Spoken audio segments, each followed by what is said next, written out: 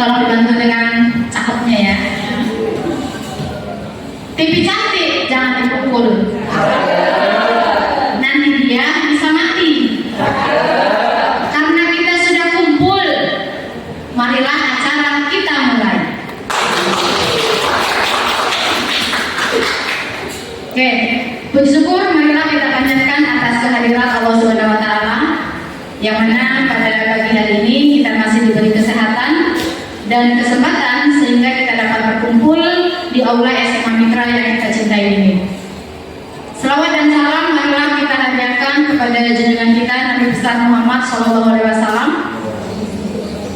yang syafaatnya begitu kita harapkan di yaumul mahsyar kelak. Yang kami hormati Bapak Kepala Sekolah SMA Mitra Inalum, yang kami hormati Bapak Ibu Wakasek SMA Mitra Inalum, yang saya hormati Bapak Ibu guru yang berhadir pada acara pagi hari ini. Nah, pada pagi hari ini Bapak Ibu kami kumpulkan di sini adalah dengan tujuan kami memberikan pemahaman kami pada calon guru penggerak ini, yaitu pada modul 1.4, yaitu dengan materi budaya positif. Nah, adapun acara ini yaitu untuk pengibasan ilmu yang telah kami pelajari pada modul ini. Nah, sebelum acara ini kita lanjutkan, ada baiknya acara tersebut kita awali dengan berdoa yang akan dibawakan oleh Pak Luman. Pada Pak Luman kami persilakan dengan segala hormat.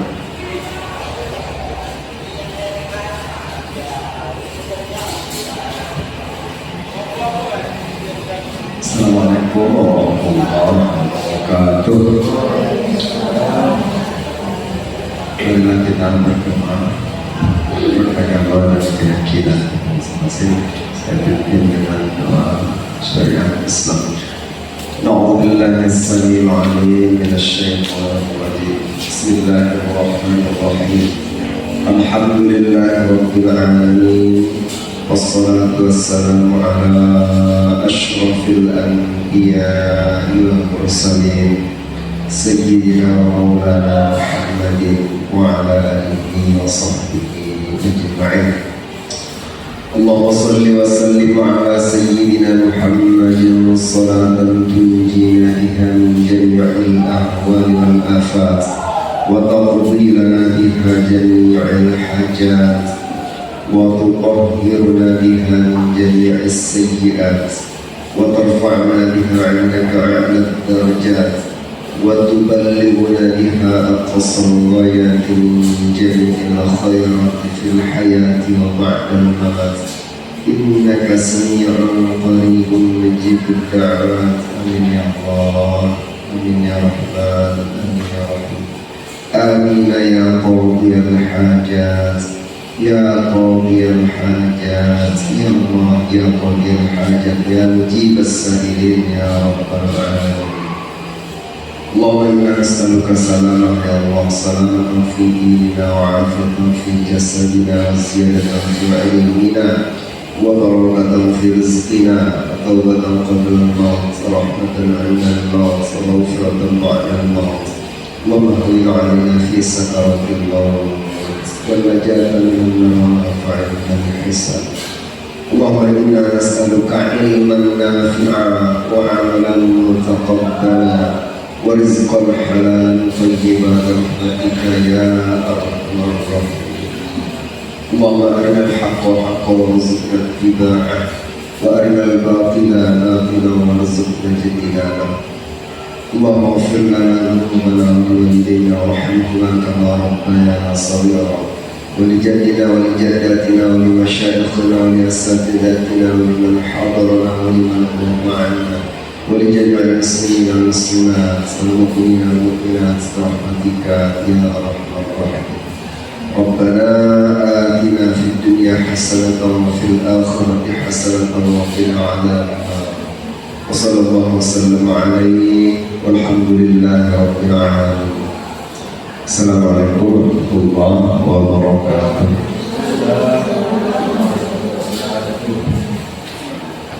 Terima kasih kami ucapkan kepada Pak Luman yang telah membuka acara ini dengan doa.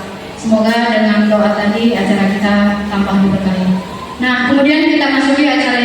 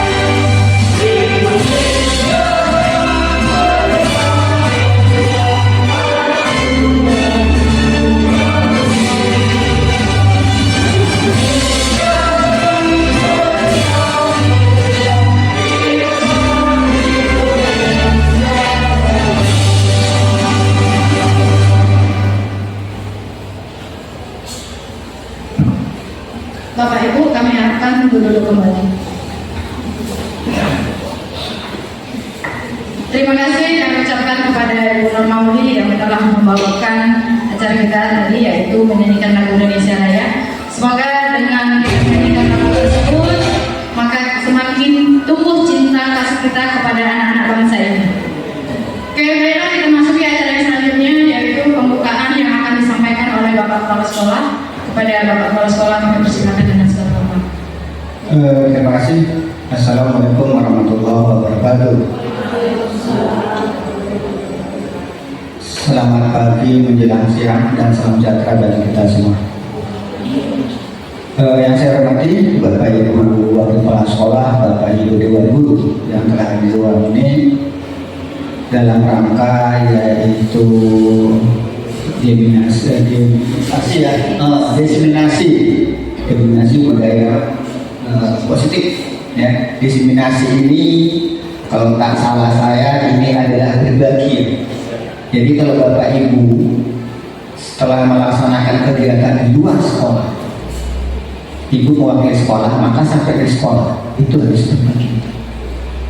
Nah, sama dengan Ibu yang sudah CGP ini atau yang sudah selesai, apa yang dilaksanakan secara dari kegiatan CGP semestinya diadakan yaitu berbagi kepada yang belum mengikuti CGP. Ya, saya tidak banyak di sini menyampaikan. Bagi saya, bagi kita sekolah, satu aja intinya.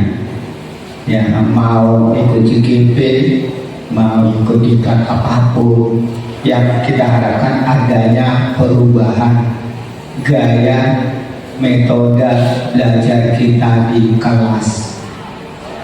Karena salah satu yang masih kita rasakan dan sangat terasa adalah metode, strategi dan teknik kita mengajar di kelas.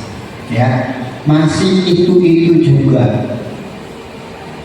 Udah banyak mungkin mengikuti diklat online. Kemarin saya bahkan nanti akan semua saya masuk di kelas 10 sama-sama Bapak Ibu mengajar. Bukan mau menilai Ibu, tidak. Saya nggak konteks menilai. Tapi ayo sama-sama kita mengajar berdasarkan yaitu amanah perintah kurikulum merdeka, bahwa pembelajaran diawali dengan diadakan asesmen diagnostik. Nah, kok tadi kan saya masih lemah ya, dengan 3 gaya anak belajar. Dan ada visual, ya, ada audio, ada kinesthetik. Saya kemarin sudah sama-sama ngajar dengan Bapak Ibu, dengan ibu-ibu. Ada dengan Ibu Nursia, ada dengan Ibu Juniati, ada dengan Pak Akbar.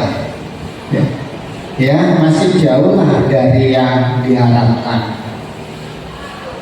Ya, nah, jadi kita berharap teruslah kita perbaiki pelan-pelan.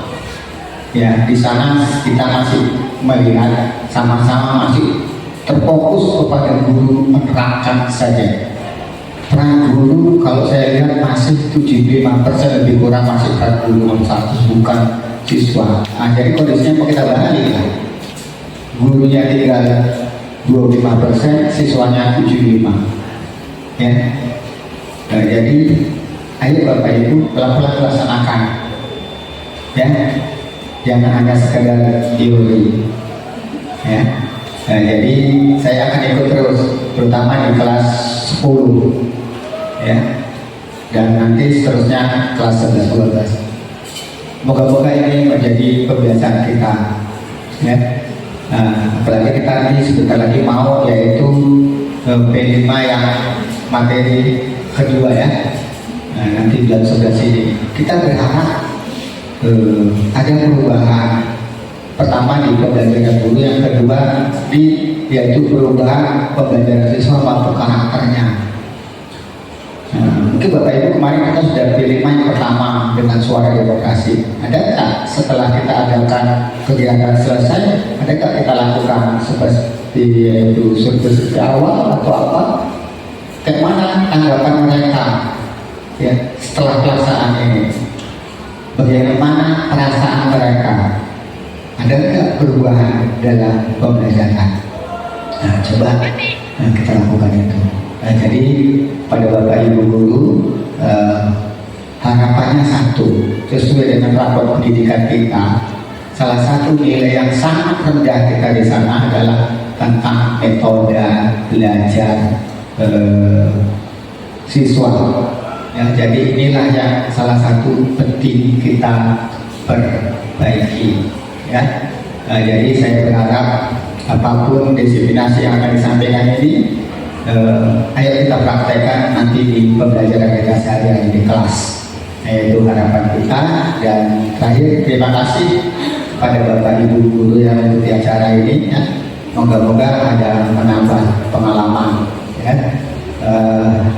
Mungkin kita akan dalam minggu ini, dalam 2023-2024 ini banyak ya, kegiatan pembelajaran di kelas bergabung karena guru-guru kita mengikuti CGP.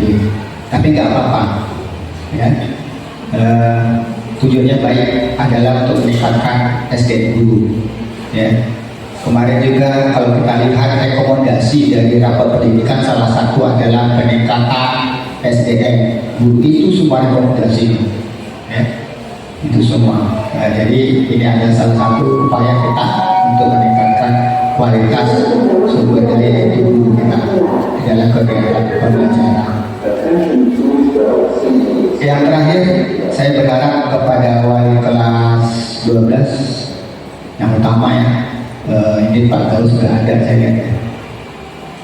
Pak Lukas ada ya. Tolong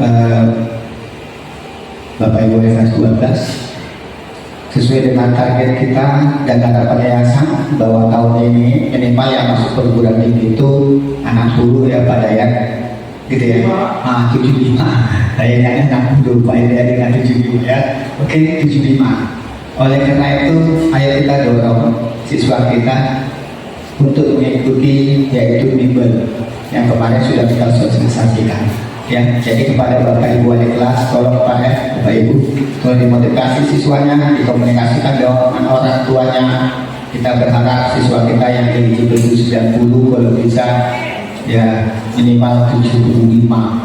Jadi salah satu adalah peran guru pada wali kelas dan juga kita semua yang akan masuk di kelas 12 agar eligible, karena salah satu upaya kita untuk mereka menang di PTN negeri. Ya, saya rasa itu pada kesempatan ini. Terima kasih kepada Ibu CGP yang telah menyiapkan ini semua. Ya. Jadi kita berharap acara ini dapat berjalan dengan baik dan sukses. Moga-moga kalau bisa guru-guru kita yang memenuhi syarat semua bisa ikut CGP. Ya, tapi kalau yang sudah expired 50 ke atas sudahlah nggak bisa cari jalan yang lain lah gitu ya, kesempatan yang lain. Tapi yang masih 50 ke bawah monggo dipersilakan. Nah ya, kalau macam-macam yang sudah 50 ke atas, kalau istilah saya sudah expired ini. Saya kasih itu. Terima kasih. Mohon maaf atas segala kesalahan dan kekurangan. Saya sudahi dengan Assalamualaikum warahmatullahi wabarakatuh.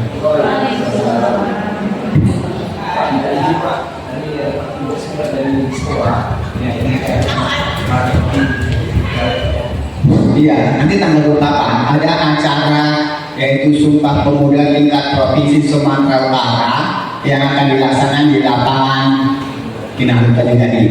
Dan untuk SMA SMK dibebani peserta harus menghadirkan siswa sebanyak 3.000 orang. Diutamakan SMA SMK yang ada di seputaran Sungai Suka.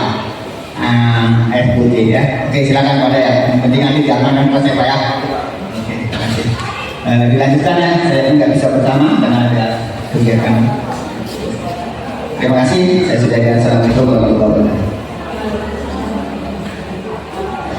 Terima kasih kami ucapkan kepada Bapak Kepala Sekolah yang telah memberikan kata sambutan dan membuka acara kita pada pagi hari ini.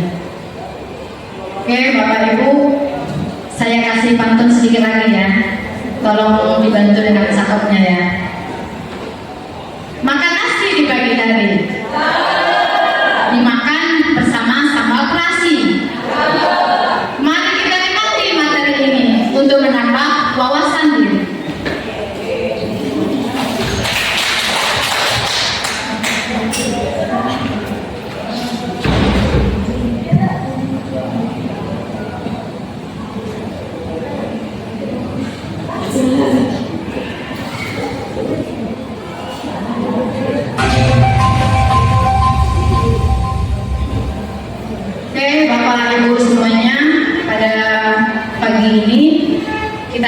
akan memberikan aksi nyata kita, yaitu dengan pemahaman atau diseminasi materi, yaitu pada modul 1.4, yaitu budaya positif. Kami memperkenalkan diri terlebih dahulu. Yang pertama, ini ada Ibu Fauzia Harsah. Dia adalah CGP Angkatan 9 dari SMA Mitra Inalum, guru mata pelajaran kimia. Bu Fauzia mana? Oke. Kemudian yang selanjutnya ada Ibu Desi Arisanti, sama CGP Angkatan 9 dari SMA Mitra Inalum. Ibu Desi Arisanti membawa bidang studi matematika. Pada Ibu Desi? Oke. Nah, selanjutnya ini ada Ibu Neti Harwati, masih dari SMA Mitra Inalum, membawa bidang studi biologi. Oke, selanjutnya ini saya, Ibu Juniati, saya mengampu prakarya dan kewirausahaan. Kemudian ini ada Ibu Salibah dengan mengampu bidang studi matematika. Oke, Bapak Ibu sekalian, nah tadi sudah kita sampaikan bahwa acara ini adalah penyebaran pemahaman kepada rekan guru di SMA Mitra Inalum, yaitu pada materi budaya positif. Nah, pada konsep utama budaya positif itu terbagi menjadi 8. Yang pertama itu ada perubahan paradigma belajar, kemudian yang kedua ada disiplin positif, yang ketiga ada nilai-nilai kebajikan, yang keempat ada kebutuhan dasar manusia, yang kelima ada motivasi perilaku manusia, yang keenam ada posisi kontrol guru, yang ketujuh ada keyakinan kelas, dan yang kedelapan ada segitiga restitusi. Nah, materi yang 8 ini akan kami bagi dari 5 CGP. Untuk materi pertama ini akan dibawakan oleh Ibu Neti Harwati.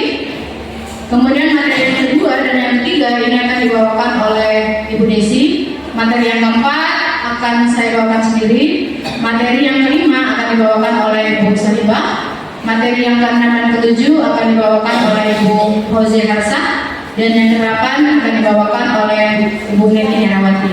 Nah, oke Bapak Ibu sekalian, untuk menikmati materi ini sebelumnya kita main-main dulu ya.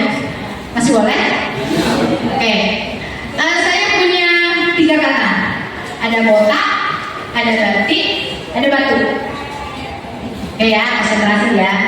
Oke, kalau saya bilang botak, pastinya yang dipegang adalah kepala. Kalau saya bilang batu, pastinya yang dipegang adalah mulut. Tetap ya. Oke, nah berikut. Kalau saya bilang batik, pastinya yang dipegang adalah baju. Oke, konsentrasi ya. Oke ya.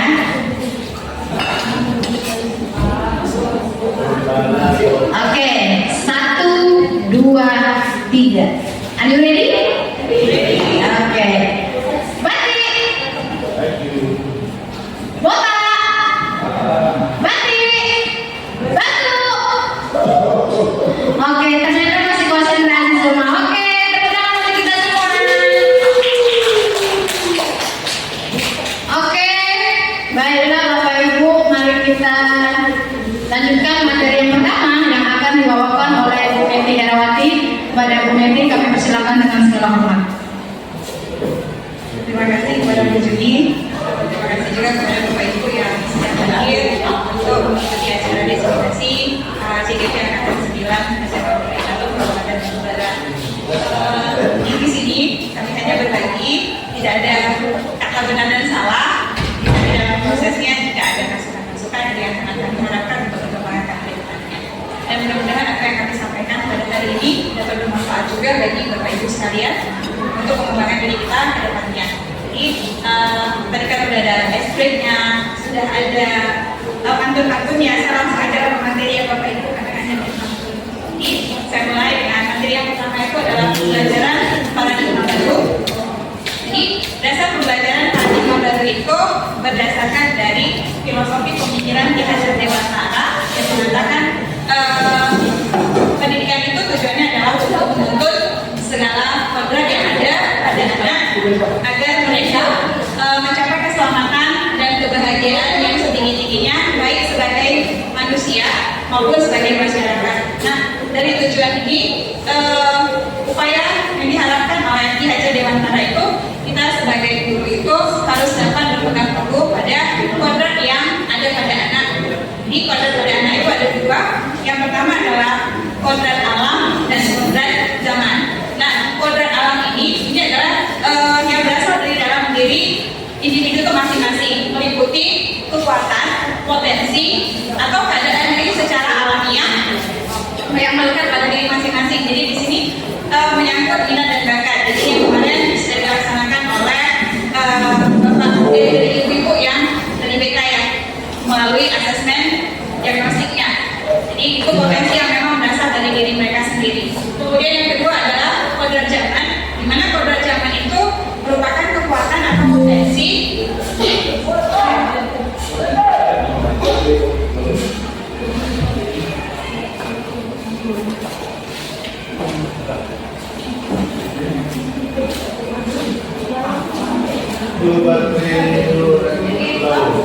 maaf Bapak Ibu, berikutnya adalah kodrat zaman. Kodrat zaman itu merupakan kekuatan atau potensi atau keadaan diri yang berubah secara dinamis sesuai dengan kondisi sosial, budaya, masyarakat, atau perkembangan zaman. Jadi di sini lebih berpengaruh adalah faktor lingkungan yang mempengaruhi anak-anak. Jadi contoh kayak zaman sekarang itu zamannya gadget. Jadi sebenarnya kita harus menuntun mereka menggunakan gadget itu sebaik mungkin yang mendukung pembelajarannya. Kemudian yang kedua, jadi di sini kita bisa lihat dalam paradigma pembelajaran paradigma baru itu, sekolah itu diumpamakan sebagai lahan pertanian,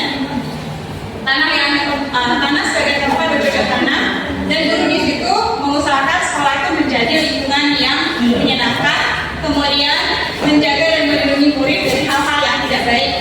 Kemudian dengan demikian karakter murid tersebut akan tumbuh. Sebagai contoh, murid yang tadinya malas dan tidak bersemangat itu, dia bukan jadi kebalikannya. Kita berbuat di situ mereka jadi mampu menerima dan menyerap sesuatu pembelajaran bila lingkungan di sekelilingnya itu terasa aman dan nyaman. Jadi di sini nanti kita lanjutkan ke sini. Dan di pembelajaran paradigma baru itu nanti tujuan utamanya adalah untuk mewujudkan profil pelajar Pancasila dan proses penerapannya itu melalui proses merdeka belajar. Salah satu tanggung jawab kita sebagai seorang guru itu adalah bagaimana menciptakan lingkungan yang positif, yang terdiri dari seluruh warga yang ada di sekolah itu saling mendukung, mulai dari gurunya, mulai dari tenaga administrasinya, muridnya, bahkan orang tuanya juga itu harus saling mendukung. Kemudian harus sama-sama saling belajar, bekerja sama sehingga tercipta kebiasaan yang baik. Jadi kebiasaan baik itu nanti akan menjadi karakter pada diri warga yang ada di sekolah itu. Kemudian karakter itu dari karakter itu adalah kebiasaan yang membentuk budaya positif. Jadi ini yang akan nanti disebarkan kepada kita sama warga yang ada di sekolah. Nah, ini untuk budaya positif itu salah satunya nanti adalah disiplin positif. Nah, untuk materi selanjutnya akan disampaikan oleh pemaparan selanjutnya akan disampaikan oleh Bu Desi. Pada Bu Desi nanti dipersilakan. Terima kasih kepada Bu Neti. Saya akan melanjutkan pemaparan yang kedua, itu adalah disiplin positif. Sebelum kita masuk ke materi kita disiplin positif, di pemikiran Bapak Ibu, kata disiplin itu apa? Menurut kenalan dulu Bu, kenalan.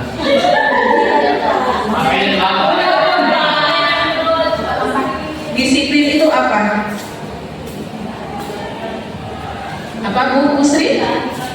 Menaati peraturan. Selanjutnya tertib. Hukuman. Langsung hukuman ya Bu, baru bisa. Sanksi. Ada lagi.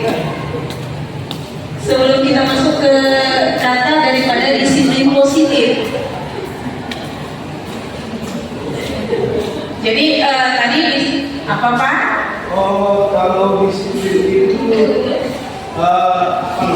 kesadaran seseorang, kesadaran yang tumbuh dalam diri kita yang berasal dari nilai dan norma yang muncul baik dalam budaya kita maupun lingkungan kita yang kemudian kita harus mematuhinya. Kita percaya bahwa itulah hal-hal yang baik yang kemudian menjadi acuan dalam standar berperilaku dan bersikap. Berarti intinya adalah sikap seseorang ya Pak. Oke, Pak Lukman. Disiplin apa tadi? Positif. Disiplin dulu Pak. Oh, disiplin. Sebelum sampai positif, masih pengertian Ya, kita. disiplin penerapan peraturan tanpa, kalau untuk anak tanpa hukuman dan tanpa hadiah sudah disiplin itu sebenarnya menurut saya. Terima kasih. Menurut Pak Lukman, disiplin itu adalah penerapan peraturan tanpa hukuman, tanpa imbalan dan hadiah Pak ya. Oke, jadi di sini kita masuk ke dalam disiplin positif. Disiplin positif merupakan dalam bentuk budaya kita. Makna kata disiplin adalah dimaknai menjadi sesuatu yang dilakukan seseorang pada orang lain untuk mendapatkan kepatuhan. Jadi tadi kan sudah kita katakan ya, disiplin itu adalah menaati sebuah peraturan katanya. Berarti kan inilah disiplin. Disiplin itu adalah menaati kepatuhan kita terhadap apa peraturan yang ada berlaku di sekolah kita. Disiplin positif merupakan salah satu cara kita untuk menerapkan disiplin yang bertujuan untuk menumbuhkan kesadaran serta memberdayakan peserta didik tanpa imbalan, reward, ancaman atau hukuman. Jadi yang kata Pak Lukman tadi sudah mencakup ya ke dalam sebuah disiplin positif. Katanya kalau mendisiplin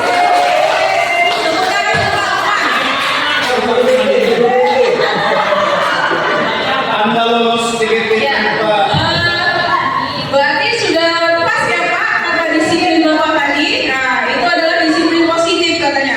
Ya, si anak disuruh menaati peraturan tanpa kita nanti harus memberikan hadiah atas peraturan yang sudah ditaati anak tersebut. Ya bagus ya Pak. Jadi pemahaman Bapak tentang disiplin ini sudah berkembang dengan baik.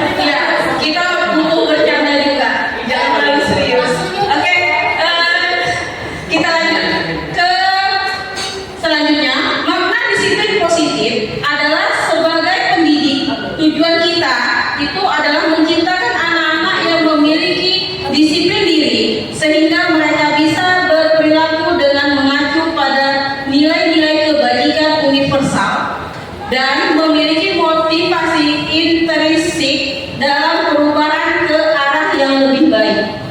Jadi sebenarnya disiplin ini bisa memberikan dampak yang positif bagi si anak. Tapi jangan dengan menggunakan hukuman atau memberikan imbalan kepada anak. Selanjutnya ada nilai-nilai kebajikan. Nilai-nilai kebajikan ini apa ya? Ada yang sudah pernah dengar dengan nilai-nilai kebajikan?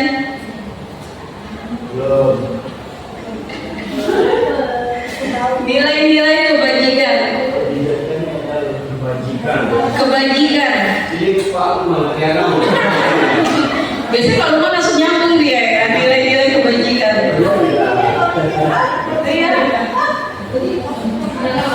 Sinyalnya hari ini bagus sekali. Dia langsung kuat tentang langsung disiplin ini adalah ini katanya. Berarti nilai kebajikan apa ya Pak?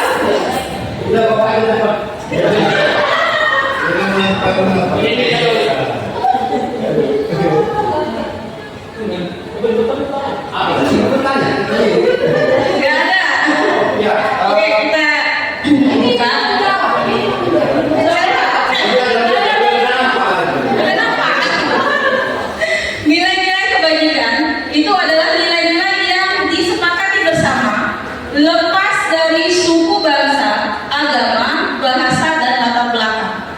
Sebagai contoh, nilai-nilai kebajikan universal dari institusi pendidikan. Yang pertama itu nilai kebajikannya adalah profil pelajar Pancasila, yang di situ ada beriman, bertakwa kepada Tuhan Yang Maha Esa, dan berakhlak mulia, berkebinekaan global, bergotong royong, mandiri, bernalar kritis, dan kreatif. Kalau untuk nilai kebajikan ini sudah kita terapkan ya di sekolah ya.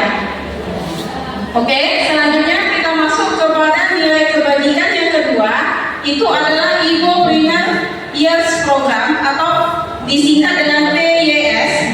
Toleransi, ya, rasa hormat, integritas, mandiri, menghargai, antusias, empati, keingintahuan, kreativitas, kerjasama, percaya diri, dan komitmen. Jadi kalau untuk nilai kebajikan yang kedua ini kita sudah memulai untuk melaksanakan kepada peserta didik kita. Dan yang ketiga itu nilai kebajikannya adalah keterampilan hidup atau life skill, kemampuan si anak. Jadi dapat kita buat dia adalah dapat dipercaya, lurus hati, pendengar yang aktif, tidak merendahkan orang lain, dan memberikan yang terbaik bagi dirinya. Itulah nilai-nilai kebajikannya. Nilai-nilai kebajikan yang ada pada sebuah institusi pendidikan. Selanjutnya yang keempat ini adalah kebutuhan dasar manusia. Ini nanti akan dipaparkan oleh Ibu Juni. Kepada Ibu Juni kami persilakan.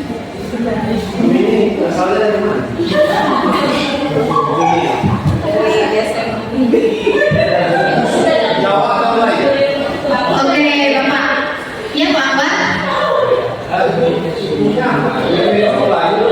Oh, saya ini agak blasteran. Kalau blasteran biasanya kan antara negara. Kalau saya blasteran antara suku, Pak.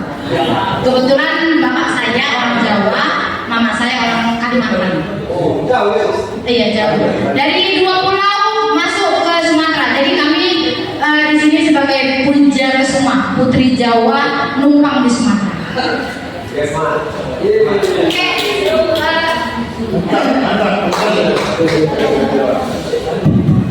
Oke, Bapak Ibu, kita lanjutkan ya, Pak Akbar. Oke, materi yang akan saya bawakan itu adalah kebutuhan dasar manusia. Nah, kita sebagai manusia pasti memiliki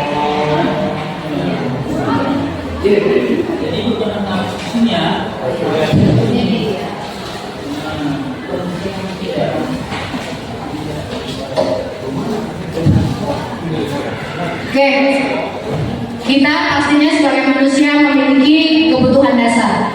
Nah, kebutuhan dasar itu apa ya? Ada yang paham dengan kebutuhan dasar? Ya. Iya, pakai mic. Biar terdengar. Ini soal macam betul kan atau memang betul? Oh, betul. Oh iya. Baik. Kalau berbicara kebutuhan dasar manusia, ternyata setiap individu itu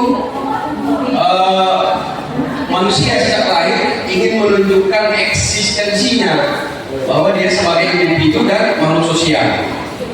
Tentu kalau berbicara kebutuhan dasar, yang pertama adalah kalau dalam sisi ekonomisnya adalah tentu sandang, pangan, dan papan. Ya, kalau setiap hari kita kebutuhan dasar pertama itu adalah setelah bangun tidur, kemudian sarapan, gitu kan. Setelah itu kita kemudian berlanjut kepada kebutuhan dasar untuk menunjukkan eksistensi kita sebagai manusia. Kemudian saya mau jawab seperti apa? Kekuasaan berarti ya? Iya, maksudnya bukan kekuasaan. Ketika sesuatu, iya, ketika misalnya dalam anak-anak gitu, dia kemudian meminta agar dia diperlakukan sebagai anak. Nah, kemudian ketika kita sebagai guru, kemudian kita kepingin kebutuhan dasar kita adalah bahwa ada pengakuan terhadap status kita kita hari ini, misalnya kita punya pekerjaan, punya istri dan punya keluarga. Nah, kemudian dan seterusnya. Saya kira itu. Terima kasih. Oh ya, terima kasih Pak Akbar. Pak Luman mau menambahi?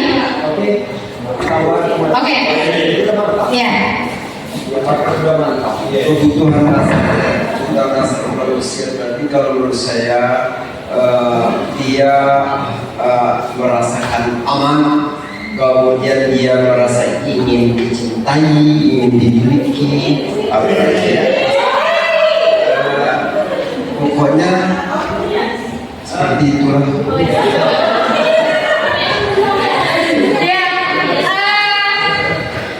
Good job untuk Pak Akbar dan Pak Luman.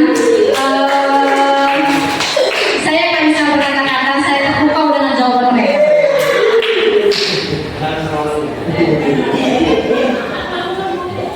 Saking nggak terpukaunya hilang. Oke, ini adalah kebutuhan dasar manusia. Nah, kebutuhan dasar manusia adalah segala sesuatu yang kita lakukan untuk mendapatkan apa yang kita inginkan. Nah, seluruh tindakan yang kita lakukan memiliki tujuan tertentu dan semua usaha terbaik yang kita lakukan adalah rangka agar kebutuhan dasar kita terpenuhi. Nah, di sini ada 5 kebutuhan dasar manusia seperti yang sudah diutarakan oleh Pak Akbar dan Pak Luman tadi. Yang pertama itu adalah kebutuhan dasar untuk bertahan hidup. Nah, untuk bertahan hidup kita pastinya butuh makan, tempat tinggal, pakaian. Nah, kemudian yang kedua, ini seperti dikatakan Pak Luman, yaitu kebutuhan dasar kita adalah kasih sayang. Kita ingin dicintai, kita ingin dikasihi, kita ingin diperhatikan. Kemudian yang ketiga, itu kebutuhan dasarnya adalah kebebasan. Kita tidak mau berada di zona yang itu saja, kita mudah merasa muak, itu salah satu contohnya. Kemudian yang keempat, ini adalah kesenangan. Jadi setelah seharian kerja, kita butuh happy untuk meluangkan waktu happy, kita suruh tertawa ini segala macam. Itu contoh dari kebutuhan kita untuk memenuhi kebutuhan yang kesenangan tersebut. Nah, kemudian yang terakhir, ini adalah penguasaan yang seperti dikatakan oleh Pak Akbar tadi, yaitu kebutuhan kita untuk diakui di mana saja. Ini memiliki power. Nah, kemudian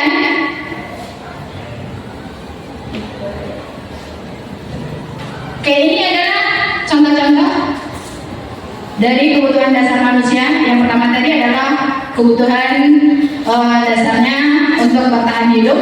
Contohnya yang sudah saya katakan tadi, ada makanan, pakaian, tempat tinggal, keamanan, dan kesehatan. Jadi untuk bertahan hidup, maka contoh-contoh tersebut adalah merupakan sebagai kebutuhan dasar kita supaya kita bisa bertahan hidup. Bagaimana bisa bertahan hidup kalau kita tidak punya tempat tinggal, kalau kita tidak pakai baju, dan kalau kita tidak bisa makan. Nah, kemudian kebutuhan dasar yang kedua yaitu kasih sayang dan rasa diterima, yaitu dengan contoh rasa diterima di mana saja, kemudian dipedulikan oleh siapapun, berbagi, bekerja sama dengan tim, kemudian menjadi bagian dari sebuah kelompok. Kemudian yang ketiga, ini adalah penguasaan. Contohnya ada harga diri, keinginan untuk dianggap, memimpin, berprestasi, diakui dan didengarkan. Jadi untuk penguasaan ini seperti dia punya power, semua harus didengarkan. Itu biasa kebutuhan kita untuk supaya bisa menjadi penguasa. Kemudian yang keempat itu adalah kebutuhan kebebasan. Contohnya ada mandiri, memiliki pilihan, mencoba hal baru, mampu mengendalikan arah dirinya. Dan yang terakhir ini adalah kesenangan. Contohnya bermain, humor, antusiasme, dan tertawa. Jadi kebutuhan-kebutuhan dasar tersebut pasti akan kita butuhkan dalam kehidupan kita sehari-hari. Nah, di sini saya punya kasus. Nanti tolong dibantu kasus saya ya, Bapak Ibu ya. Nah, saya wali kelas 11 IPA 2 sedang bingung menghadapi ulas salah satu murid saya yang bernama Yogi. Nah, beberapa anak telah datang dan mengeluhkan Yogi kepada saya. Nah, seringkali si Yogi ini meminta bekal makan siang mereka dengan paksa. Jadi si Yogi minta bekal makan siang anak yang lain dengan memaksa. Nah, itu kasusnya ya. Jadi clue-nya adalah Yogi sering minta bekal makan siang teman-temannya dengan paksa. Nah, jika Bapak Ibu menjadi saya, maka apa yang akan Bapak Ibu lakukan terhadap Yogi tersebut? Nah, kira-kira dari kebutuhan 5 tadi, mulai dari bertahan hidup, kasih sayang, penguasaan, kebebasan, dan kesenangan, si Yogi ini pastinya memiliki 5 kebutuhan dasar tersebut. Nah, untuk si kasus tersebut, si Yogi ini dikategorikan seperti apa untuk bertahan hidupnya, dia maunya seperti apa, untuk cinta dan kasih sayang dia maunya seperti apa, kemudian untuk penguasaan dia seperti apa, untuk dia kesenangan seperti apa. Ada Bapak Ibu yang bisa memecahkan kasus saya?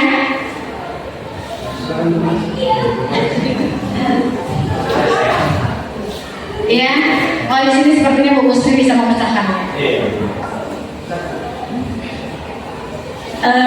Kalau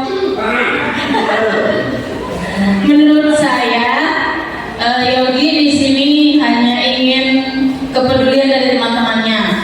Mungkin dia bawa bekal, tetapi bekal itu tidak sesuai dengan keinginannya. Jadi untuk dia supaya dia dipedulikan dengan teman-temannya, jadi dia minta bekal sama teman-temannya supaya ada yang memperhatikan dia di sekolah. Oke, terima kasih Bu Gustri. Oke, ini kita cocokkan jawaban Bu Gustri tadi dengan jawaban yang ada di layar screen. Nah, dalam konteks penerapan disiplin positif Bu Juni sebaiknya mencari tahu alasan Yogi melakukan tindakan tersebut agar mengetahui mana yang sedang dipenuhi oleh si Yogi tersebut. Nah, untuk yang pertama, kebutuhan dasar yang pertama itu adalah bertahan hidup. Nah, jadi untuk bertahan hidup, Yogi kan perlu makan. Karena Yogi lapar dan orang tuanya tidak membawakan bekal makan siang, makanya Yogi selalu minta bekal siangnya dengan temannya karena dia butuh makan supaya dia bisa bertahan hidup.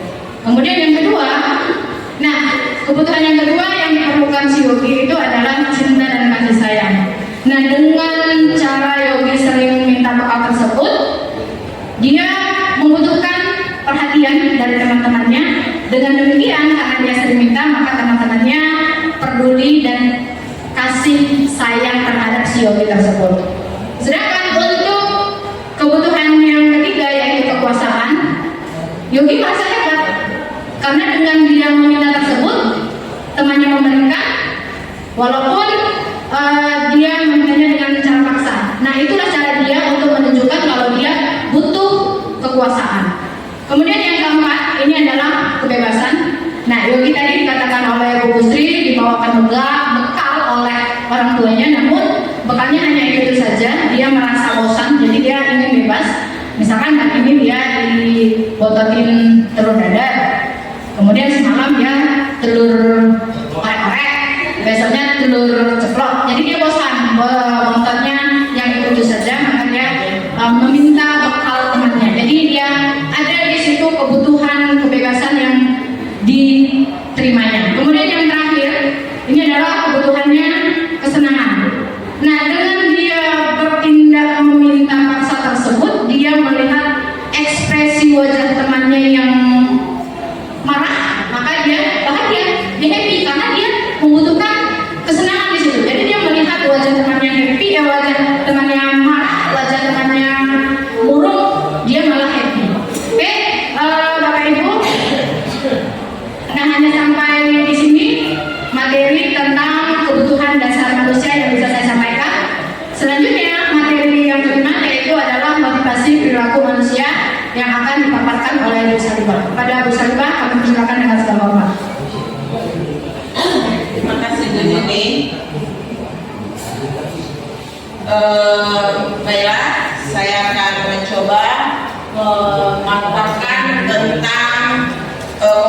utama dari budaya positif yang kelima, yaitu motivasi perilaku manusia.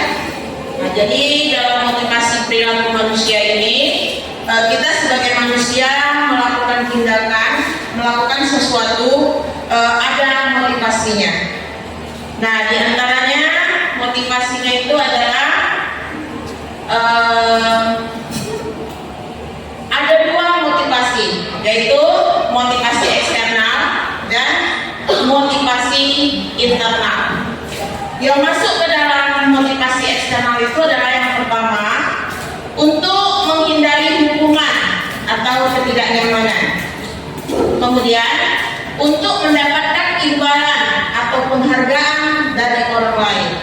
Jadi dalam kita bertindak, dalam kita berperilaku, siswa kita berperilaku, ada dua ini motivasinya.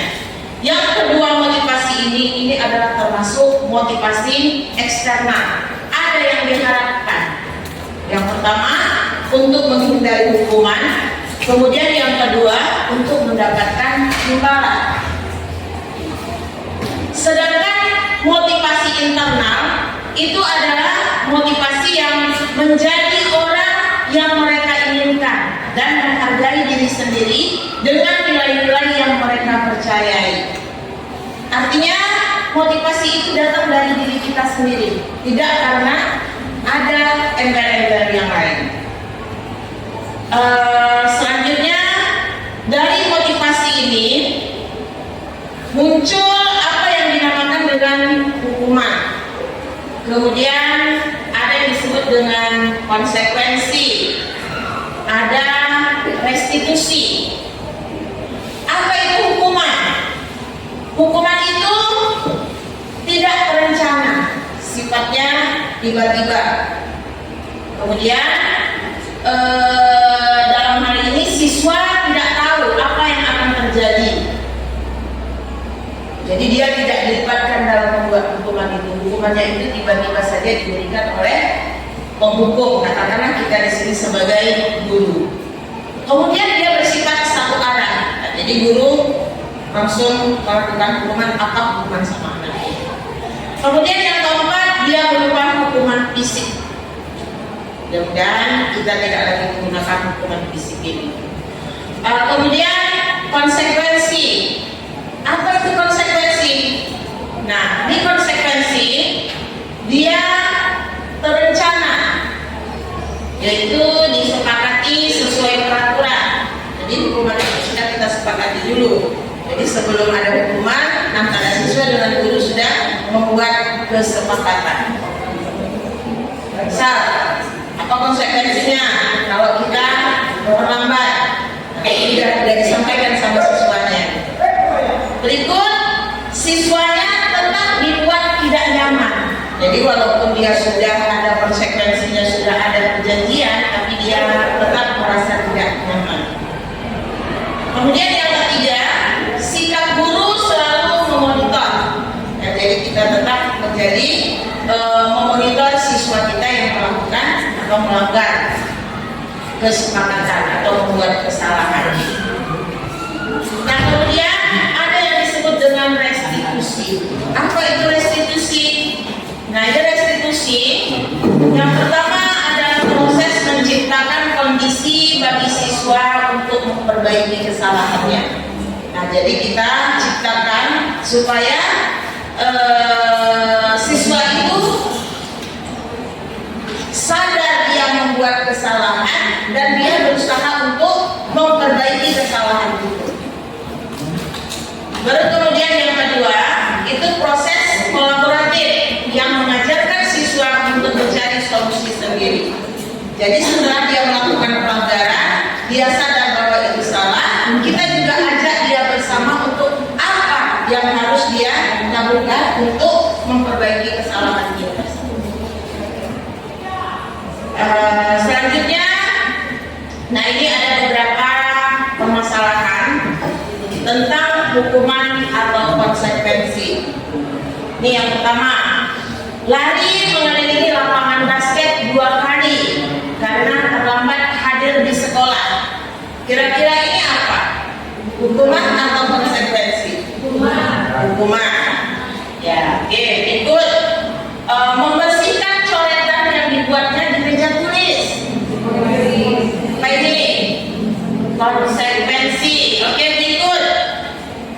Siswa diminta untuk push up 15 kali karena tidak menggunakan dasi saat di sekolah. Apa ini? Ya, hukuman. Oke, kita lihat sesuai dengan pemaparan kita tadi bahwa nih lari mengelilingi lapangan basket 2 kali karena terlambat hadir di sekolah itu berupa hukuman. Kenapa dia hukuman? Iya, fisik dan tiba-tiba ya. Anak tadi nggak tahu dia bakal dikasih hukuman apa ini sama gurunya, gitu ya. Kemudian yang kedua, membersihkan coretan yang dibuatnya di meja tulis. Kenapa konsekuensi? Kenapa? Bapak Ibu, apa Bu Putri? Karena sudah ada peraturannya. Sudah ada peraturannya. Oke, yang lain ada? Ada lagi?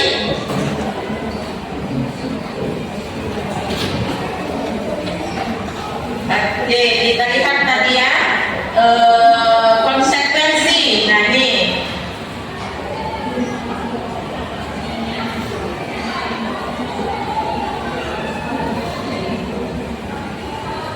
ya, konsekuensi berencana, disepakati sesuai peraturan, kemudian tetap dibuat tidak nyaman, dan kita sebagai guru selalu memonitor muridnya. Nah, jadi dalam hal ini konsekuensi dia sudah membuat coretan, ya, konsekuensinya dia harus membersihkan kembali. Ya. Nah, kemudian yang ketiga, ini murid diminta untuk push up 15 kali karena tidak menggunakan dasi di sekolah. Ini juga berbentuk hukuman. Ya, tapi mudah-mudahan di antara kita guru-guru nggak ada yang melakukan hukuman seperti ini kepada siswa-siswa kita, ya. Oke, nah jadi sampai di sini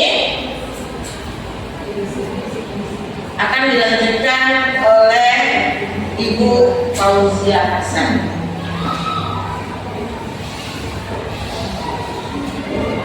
Ya, terima kasih kepada Bu Salima. Sebelum saya lanjutkan, beri saya waktu sedikit untuk berpantun ya Bapak Ibu. Seperti dibilang Bu Juni tadi, betul untuk memberikan cakepnya. Jadi makan duku manis rasanya. Yang jual Bu Nina.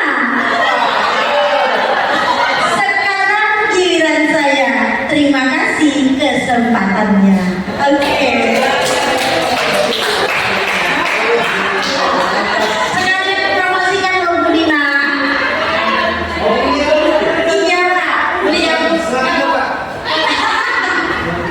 kan berhasil kan Bu Dina. Iya. Oke, terima kasih. Saya lanjutkan. Jadi saya masuk di materi mengenai 5 posisi kontrol guru. Jadi guru itu memiliki posisi kontrol, ya. Ada 5. Yang pertama adalah sebagai penghukum.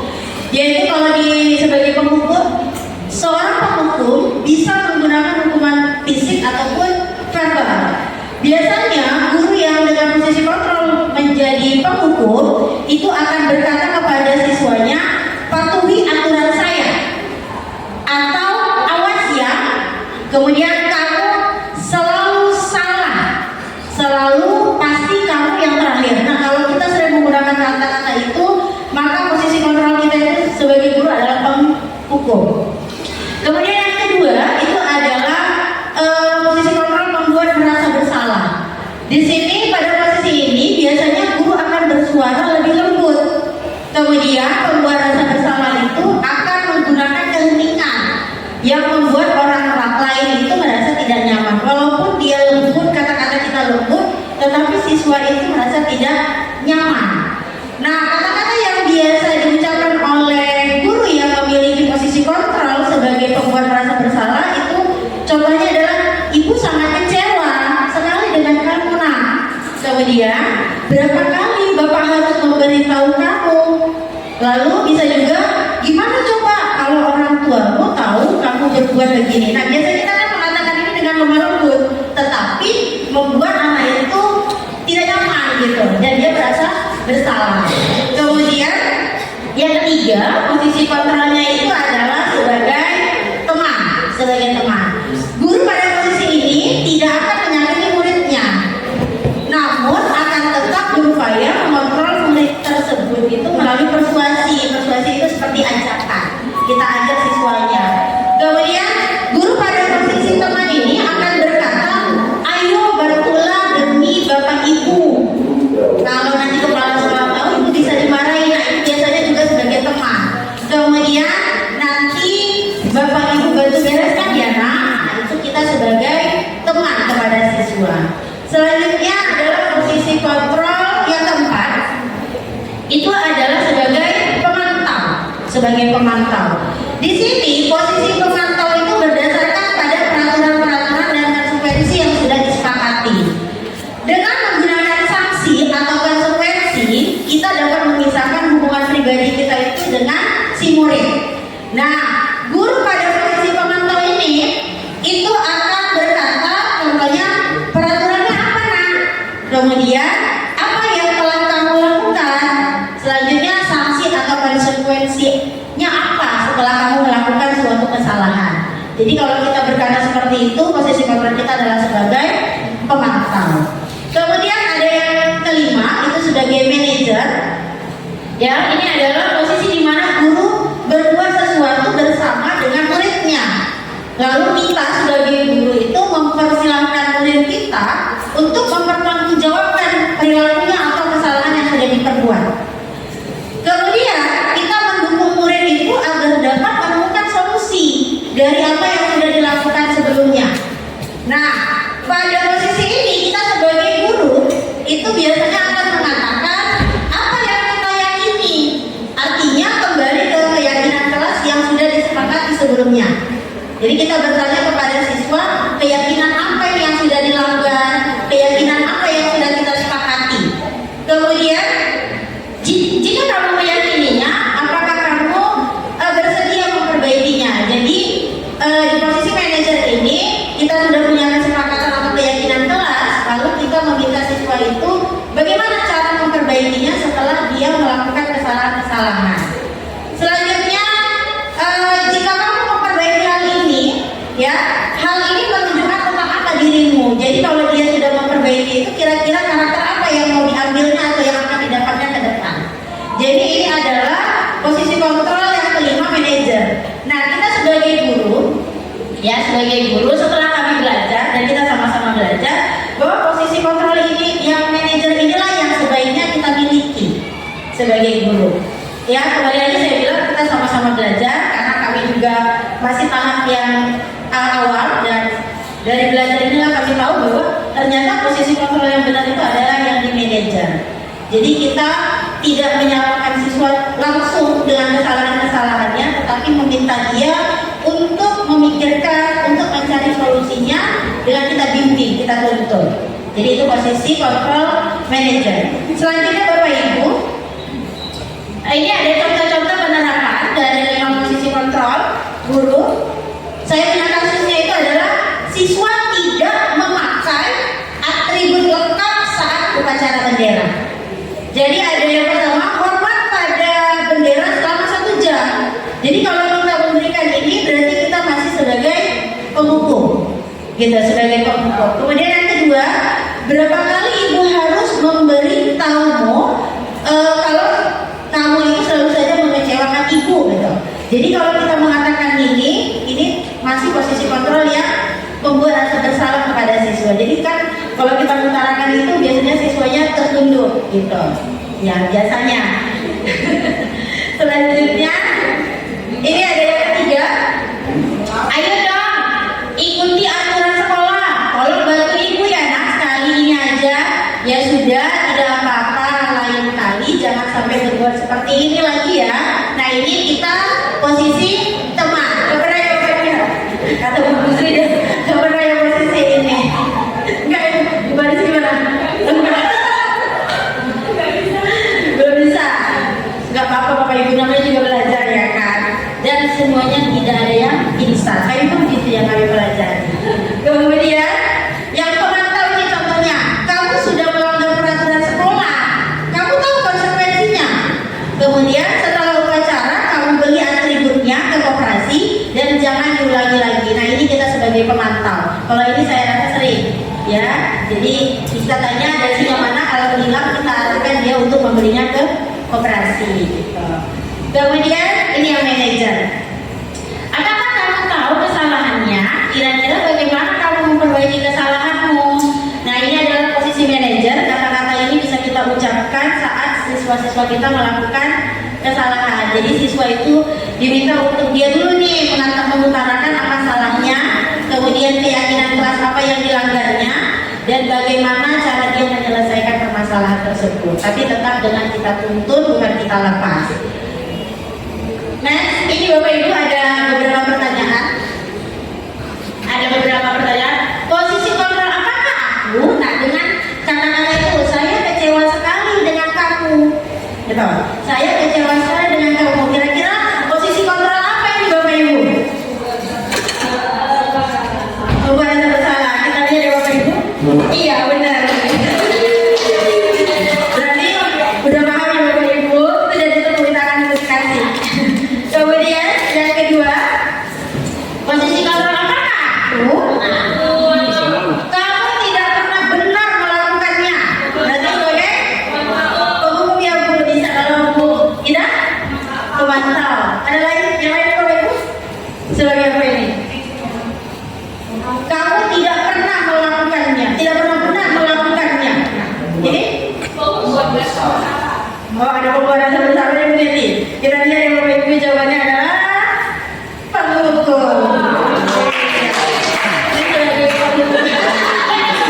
Iya. Senior.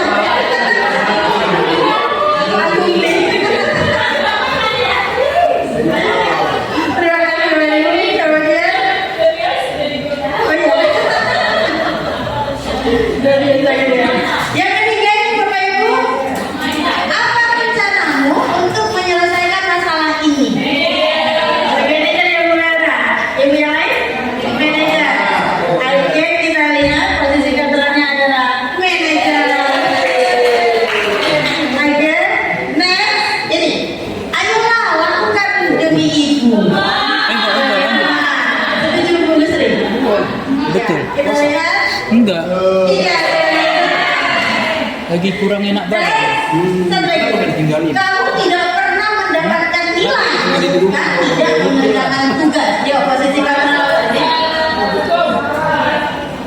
Membuat berdasarkan saya Ibu. Ayo burun. Sepertinya susah kalau burun sampai mukanya. Ayo burun.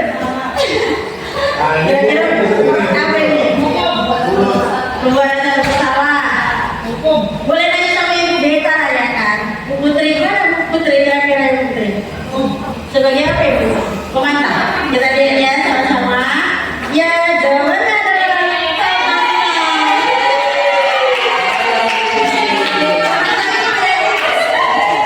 sudah sering dilihat Bapak Ibu guru itu dia gimana seharinya, dan itulah dikatakan kalau dia masih terus seperti itu kan berarti pantau tuh masih seperti itu dia tidak akan pernah mendapatkan nilai gitu. Oke Bapak Ibu, tadi tentang posisi kontrol itulah yang sedang kita rintis, yaitu menjadi seorang manajer untuk murid-murid kita. Kemudian materi selanjutnya adalah keyakinan kelas. Kalau keyakinan kelas ini adalah nilai-nilai kebajikan atau prinsip-prinsip universal yang disepakati bersama secara universal. Ini arti dari keyakinan kelas. Kemudian ini ada pertanyaan, mengapa harus keyakinan kelas? Kenapa tidak peraturan kelas? Ya, kenapa harus keyakinan kelas bukan peraturan kelas? Maka jawabannya Bapak Ibu, ini kita ambil menurut si Pak Gosen, ya, itu ada suatu keyakinan akan lebih memotivasi seseorang dari dalam atau memotivasi secara intrinsik. Seseorang akan lebih tergerak dan bersemangat untuk menjalankan keyakinannya daripada hanya sekedar peraturan-peraturan yang ada. Kemudian murid-murid pun akan demikian. Mereka perlu mendengarkan dan mendalami tentang suatu keyakinan daripada hanya mendengarkan peraturan yang mengatur mereka harus begini dan harus begitu. Jadi makanya kenapa harus lebih baik adalah keyakinan kelas daripada peraturan kelas, Bapak Ibu. Ini ada lingkaran dari budaya positif. Jadi yang paling dalam itu yang warna pink itu adalah peraturan kelas. Jadi di dalam kelas kita itu biasanya peraturan kelas yang kita gunakan. Lalu dari peraturan kelas itu bisa kita buat menjadi keyakinan kelas. Jadi memang kita dari awal kenal itu adalah peraturan kelas. Berarti akan banyak peraturan-peraturan kelas atau peraturan-peraturan sekolah. Nah dari peraturan itu akan naik menjadi keyakinan kelas. Nah kalau keyakinan kelas itu kita lakukan Bapak Ibu, maka akan terciptalah lingkungan yang positif baik di kelas ataupun di sekolah. Nah dari lingkungan positif itu maka akan berakarlah atau akan menjadilah budaya positif di sekolah kita atau di kelas yang kita ampuh. Ini Bapak Ibu, oke, ini adalah beberapa daftar peraturan-peraturan ya di sebelah kiri itu adalah peraturan. Kemudian kita coba jawab sama-sama keyakinan kelas atau nilai kebajikan yang dituju dari peraturan ini. Yang pertama itu selalu kembalikan buku ke tempatnya. Selalu kembalikan buku ke tempatnya. Itu kan peraturan. Di kelas kita selalu bilang itu atau di perpustakaan dibilang seperti itu. Kira-kira nilai atau keyakinan apa yang mau dicapai dari hal itu? Contohnya gini Bapak Ibu, tadi kan sudah disampaikan Bu Desi ya, nilai-nilai kebajikan itu ada tanggung jawab, kemudian ada mandiri, ada integritas, kemudian ada rasa hormat, rasa sayang dan sebagainya. Jadi kalau dengan peraturan yang pertama, selalu kembalikan buku ke tempatnya. Kira-kira nilai apa yang mau kita capai di situ? Nilai tanggung jawab. Kita puji ya Bapak Ibu. Nanti kita lihat bersama-sama. Yang kedua, dilarang mengganggu orang lain. Berarti ini apa? Nilai apa yang mau kita capai? Saling menghormati ya Bu manusia. Oke, kita kunci. Yang ketiga, hadir di sekolah 15 menit sebelum pembelajaran dimulai. Berarti itu disiplin. Oke. Next, dilarang melakukan kekerasan. Saling menghormati. Oke. Dilarang menggunakan narkoba. Kesehatan, nilai kesehatan. Apa itu Bu? Menjaga diri. Oke, saya kunci ya Bu. Nanti jawabannya. Lalu bergantian atau menunggu giliran. Antri. Saling menghormati. Kemudian disiplin juga ya. Oke, lupa santun kan? Kemudian gunakan masker. Kesehatan. Kemudian jangan berlari di kelas atau koridor. Berarti itu etika, kemudian keamanan, disiplin, keselamatan. Oke Bapak Ibu, sudah kita kunci jawabannya. Sekarang kita lihat bersama-sama. Oke, untuk yang pertama, selalu kembalikan buku itu adalah tanggung jawab. Jadi nilai itulah yang bisa dijadikan ke keyakinan kelas Bapak Ibu. Berarti di kelas itu atau di perpustakaan itu keyakinannya pertama harus tanggung jawab. Yang kedua adalah dilarang mengganggu orang lain. Berarti itu adalah menghormati orang lain dan diri sendiri. Kemudian hadir di sekolah 15 menit sebelum pembelajaran dimulai itu adalah menghormati orang lain juga. Lalu itu adalah komitmen, kan komitmen di dalam sekolah. Kemudian dilarang melakukan kekerasan. Berarti itu adalah keselamatan dan menghormati orang lain. Kemudian dilarang menggunakan narkoba. Itu adalah kesehatan. Sudah jelas ya Bapak Ibu. Kemudian bergantian atau antri menunggu giliran itu adalah menghormati orang lain. Lalu harus sabar. Sabaran berarti nilai yang mau dicapai. Gunakan masker berarti itu adalah kesehatan atau keselamatan. Dan yang terakhir jangan berlari di kelas atau koridor, itu adalah keselamatan dan keamanan untuk keamanan diri atau bersama-sama. Jadi itu Bapak Ibu peraturan dan juga keyakinan dan nilai yang akan kita capai. Ini pembentukan keyakinan kelas. Ya, keyakinan kelas itu bersifat lebih abstrak daripada peraturan. yang lebih rinci dan konkret. Jadi artinya kalau peraturan kelas itu kan kita buat sangat rinci, dilarang mencontek, dilarang ini gitu biasanya. Kemudian harus menghormati guru. Nah, kalau keyakinan kelas itu lebih abstraknya. Dia bisa kita sebut aja satu tanggung jawab. Dan tanggung jawab ini mencakup semua apa yang harus ditanggung jawabin gitu. Itu keyakinan kelas. Kemudian keyakinan kelas berupa pernyataan-pernyataan yang universal ini tadi yang lebih umum, global. Kemudian pernyataan keyakinan kelas itu senantiasa kita bentuk dalam bentuk yang kalimat positif. Jadi dia biasa keyakinan kelas itu bukan dilarang, tidak boleh kan gitu, tapi tanggung jawab, lalu toleransi, lalu menghormati orang lain. Itu perbedaannya dengan peraturan tadi. Kemudian keyakinan kelas itu nggak perlu banyak-banyak, ya tidak perlu banyak-banyak, biar mudah diingat dan dipahami oleh warga kelas itu atau sekolah. Selanjutnya adalah keyakinan kelas itu sebagai sesuatu yang dapat diterapkan di lingkungan sekolah atau kelas, jadi nggak dipaksa-paksa, bukan yang harus dipaksakan harus ini enggak, tapi kesepakatan mana yang bisa diterapkan.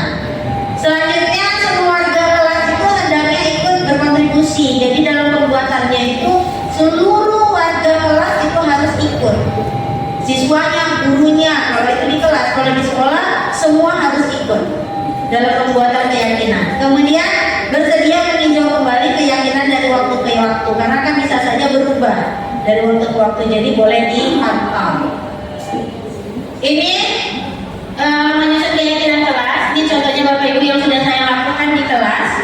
Yang pertama itu sebelum saya diskusi dengan murid-murid saya, itu saya tunjukkan dulu ada video di PMM kita, ada Bapak Ibu di topik budaya positif, itu ada video mengenai keyakinan kelas dan peraturan. Itu dulu saya tunjukkan. Kemudian saya ajak siswa saya diskusi di sini. Yang pertama itu adalah menentukan dulu peraturan-peraturan yang ada di dalam kelas. Hasil peraturan yang kami bahas. Jadi dituliskan di kertas, ya bersama-sama di meja kurung seperti itu. Peraturan-peraturan apa yang ada di kelas kami. Kemudian didapatlah kesepakatan kelas, peraturan kelasnya itu ya Bapak Ibu.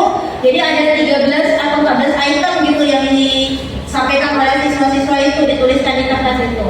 Nah, setelah mereka menuliskan, mencatat kesepakatan kelasnya, jadi ini berbeda ya Bapak Ibu, kesepakatan dan keyakinan. Barulah kami rumuskan dari yang 13 item tadi, itu kami rumuskan, kami cari yang tujuannya sama. Yang tujuannya sama, misalnya bertanggung jawab, mana yang bisa menuju ke tanggung jawab banyak gitu. Misalnya harus mengerjakan tugas dengan tepat waktu, itu kan tanggung jawab. Kemudian meletakkan sepatu di rak sepatu, itu kan juga tanggung jawab. Nah ini bisa dijadikan satu, makanya dijadikanlah keyakinan pertama adalah tanggung jawab gitu. Yang kedua yang kami dapat itu adalah menghargai sesama. Ini kenapa siswa saya membuat menghargai sesama, karena sering ada cekcok di dalam kelas. Jadi mereka dari peraturan-peraturan yang ada itu mereka menyepakati kita buat aja Bu menghargai sesama, baik sesama siswa dan juga sesama dengan guru-gurunya yang masuk. Lalu yang terakhir itu adalah toleransi. Di sini kenapa toleransi? Kan siswa saya di 12 IPA 3 itu ada yang Islam dan ada yang Kristen. Jadi ada yang terang kayak gitu kan. Jadi siswa saya merasa yang Kristen, karena ada yang agak Pak Ustadz di kelas saya, itu ada si Ilham. Ilham itu suka sholawatan gitu, sholawatan dengan agak lebih kuat suaranya. Jadi temannya yang non muslim, Bu, bukan kami nggak suka, kami senang katanya, tapi saat belajar harusnya jangan gitu dibilang yang non muslim. Itu juga yang Islam bilang juga, Bu, orang itu kadang-kadang nyanyi-nyanyi rohani. Nah itulah kenapa harus dibuat keyakinannya adalah toleransi. Jadi sesama di kelas itu harus bisa saling menghargai tentang agama tadi ini, karena ini sangat sensitif ya Bapak Ibu. Jadi kalau ada mereka katakan itu, oke, kita cari penengahnya bagaimana. Berarti nanti kan ada waktunya, ada rohis boleh nanti gitu. Kemudian yang Kristen boleh ada di KSK-nya gitu, atau saat pisah ruang gitu. Jadi itulah 12 IPA 3. Itu dasar yang kami rumuskan, lalu kami sepakati sebenarnya, tapi mudah-mudahan masih ada yang melanggar karena tidak bisa instan seperti yang saya bilang di awal, nggak bisa instan, masih ada yang melanggar, tetapi tetaplah diarahkan. Itu dia Bapak Ibu. Selanjutnya materi yang ke-8 ini nanti akan disampaikan oleh Ibu Neti. Saya ucapkan terima kasih Bapak Ibu atas ketersediaannya dengan saya untuk menyampaikan. Oke, terima kasih Bapak Ibu. Untuk Oji juga, kayaknya dari tadi kan pemaparan terus ya. Saya kasih waktu beberapa menit, kita ice break dulu buat Bapak Ibu. Biar kita tahu sedikit ya. Oke, untuk Bapak Ibu mungkin boleh berdiri mencari tempat yang agak lapang ya. Tapi begini.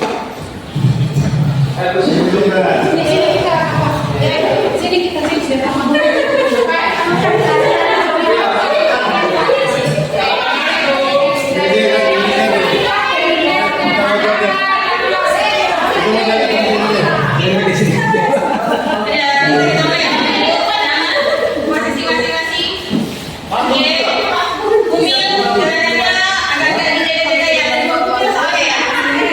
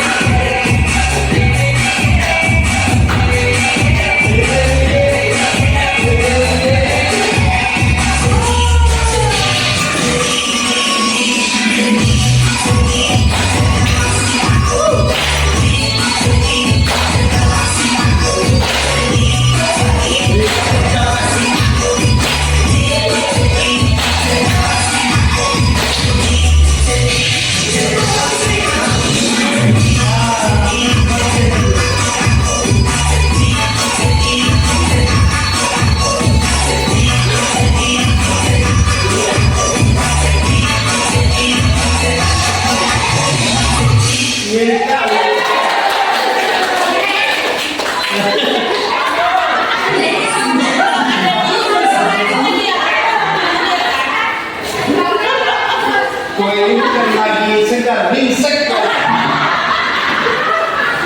Ringsek.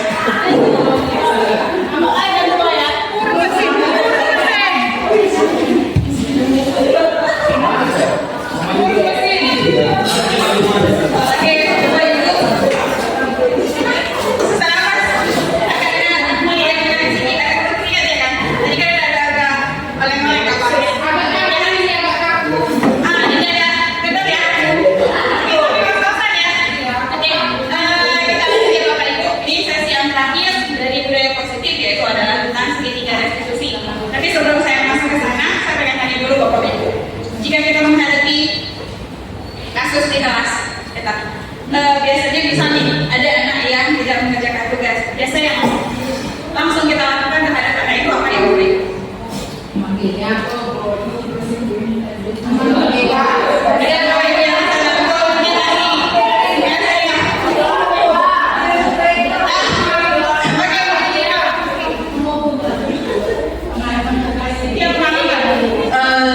Biasanya guru kalau ada yang nggak kerjakan tugas muridnya dilaporkan ke guru BK, Bu. Oke, langsung ya langsung ke BK ya Bu. Jadi kalau kira-kira tadi yang dibahaskan sama yang dibahaskan oleh Bu Oji tadi kan posisi kontrol yang kita lakukan itu apa ya Bapak Ibu? Posisi kontrol apa ya? Kalau ada masalah sedikit di BK langsung dari BK. Di kelas langsung aja open ke BK, gitu.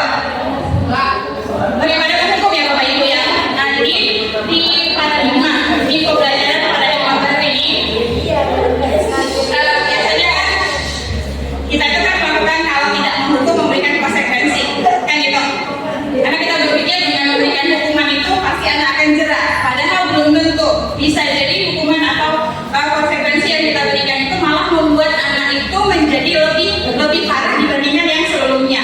Nah jadi pada pembelajaran paradigma baru itu diperkenalkan pada kita metode terbaru, yaitu adalah tentang segitiga restitusi. Jadi apa itu segitiga restitusi? Segitiga restitusi itu adalah suatu proses di mana kita menciptakan kondisi bagi siswa itu untuk memperbaiki kesalahannya, sehingga mereka bisa kembali pada kelompok mereka dengan karakter yang lebih kuat. Artinya pada saat mereka berbuat salah, mereka memahami kesalahannya itu, kemudian mereka berusaha untuk memperbaikinya. Itu yang dalam tujuan dari kita melakukan segitiga restitusi. Nah, apa langkah-langkah kita melalui segitiga restitusi itu sebenarnya tujuan kita itu apa? Jadi di sini yang pertama, dengan melakukan segitiga restitusi, kita membantu murid menjadi lebih baik, kemudian memiliki tujuan, kemudian tertanam disiplin positif, serta memulihkan dirinya setelah berbuat salah. Jadi di sini kita tidak lagi berposisi kontrol sebagai penghukum. Kemudian yang kedua, membantu murid untuk jujur pada dirinya sendiri dan mengevaluasi dari dampak kesalahan yang dia lakukan. Jadi anak itu disuruh berpikir sendiri, yang dia lakukan itu dampaknya apa, baik untuk dirinya sendiri maupun orang-orang yang berada di sekitarnya. Kemudian yang ketiga, memberikan penawaran bukan paksaan. Jadi kita memberikan penawaran solusi penyelesaian atas permasalahan yang dia buat, bagaimana dia menyelesaikannya. Jadi itu di situ kita ada diskusi dengan dia. Bukan kita paksa kamu harus buat A, buat B, buat C. Seperti itu.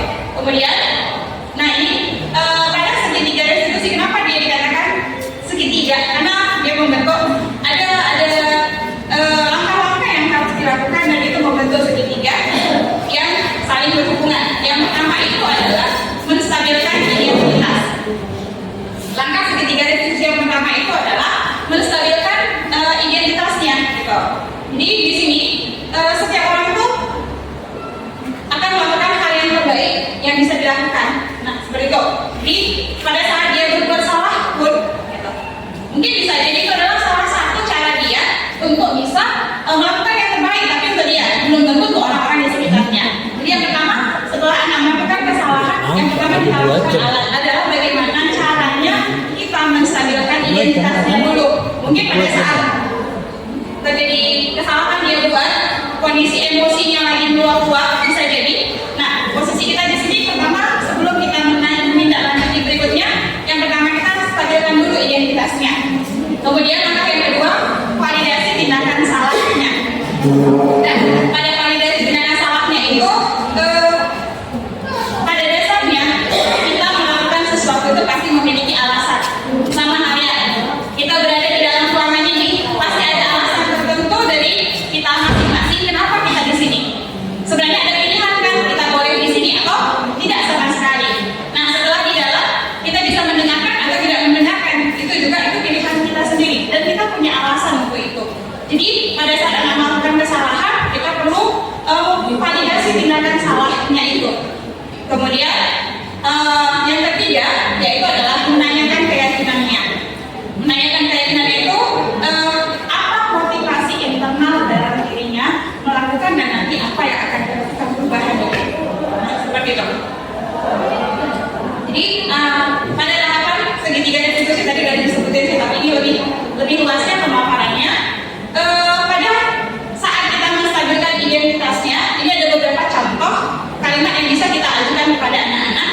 Itu yang pertama, misalnya gini, pada saat kita memanggil anak itu, pada tahapan menstabilkan identitas, kita bisa buat begini. Kita sampaikan ke anaknya, berbuat salah itu tidak apa-apa. Tidak ada manusia yang sempurna.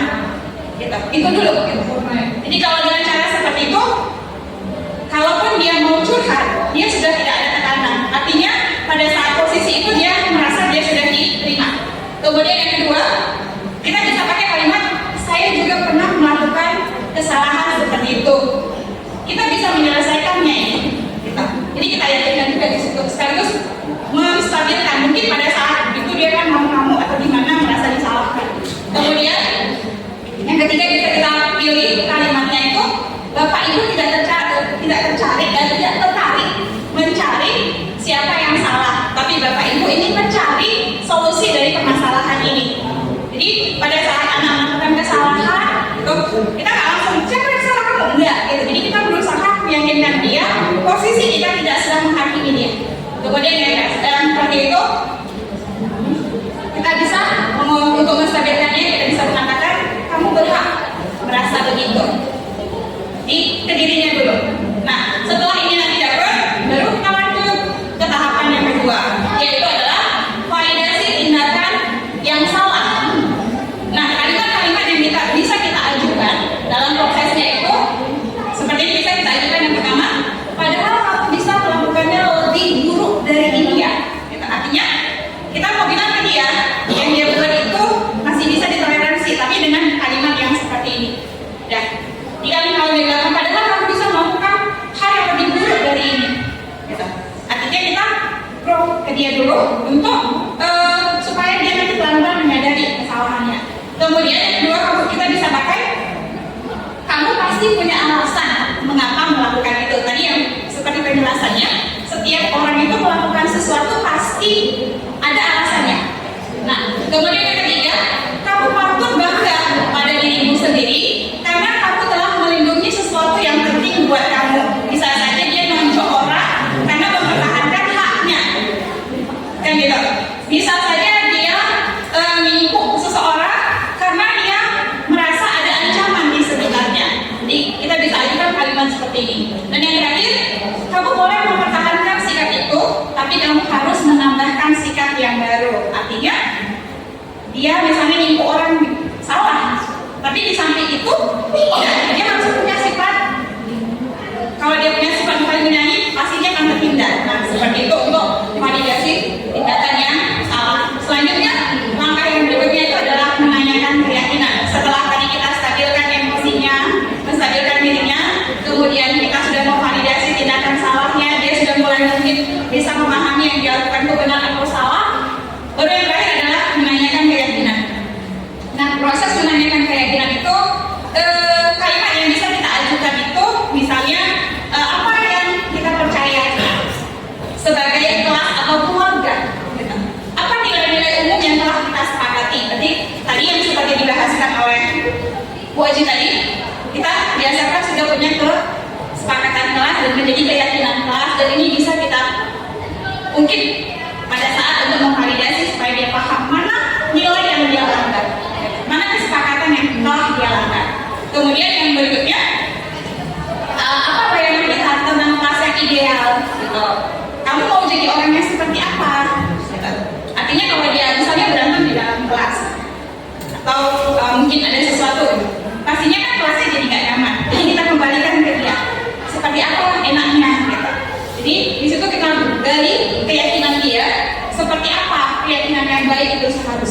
Jadi ini langkah-langkah segitiga restitusi. Sebenarnya Bapak Ibu, ini udah sering kita lakukan, cuma nggak tahu namanya. Gitu. Kan gitu. Kita nggak tahu namanya dan tahapannya kita nggak paham. Tapi sebenarnya pada saat anak berantem, pasti kita tanya alasan kenapa berantem. Nanti kan sudah poin yang kedua kan, jadi di sini mau validasi tindakan salahnya, gitu. Dan atau pada saat dia begitu dipanggil kan biasanya kayak kemarin ya Bu Putri ya sama Bu Nurul yang si Kadisa ya, saya rasa Kadisa anak 10-2 pasti sampai ke kantor BK pasti ngamuk-ngamuk dia kan, dia pasti pertama nggak langsung Bapak Ibu langsung nanya siapa yang salah, enggak kan, pasti datang ditenangkan dulu anaknya kan itu, kita stabilkan dulu dirinya, baru habis itu kalau dia sudah tenang baru kita mulai mengorek kan gitu, memvalidasi tindakan yang salah, yang mana yang salah seperti itu kejadiannya pas jam istirahat, jadi kita semua berada di kantor tiba-tiba dia teriak-teriak, nah seperti itu. Jadi sebenarnya situasi ini sudah sering kita lakukan, cuma kita nggak tahu namanya gitu. Saya rasa sekarang kita tidak ada lagi yang modelnya menghukum, tidak mengerjakan tugas pun pasti kita kasih toleransi, cuma masih dalam bentuk konsekuensi kan gitu, mengulang kembali, menulis kembali beberapa kan seperti itu. Dan jadi sebenarnya dia sebenarnya sadar tidak mengerjakan tugas itu salah, cuma dia tidak menemukan solusi bagaimana caranya, karena kita sendiri pada umumnya pasti akan menekan.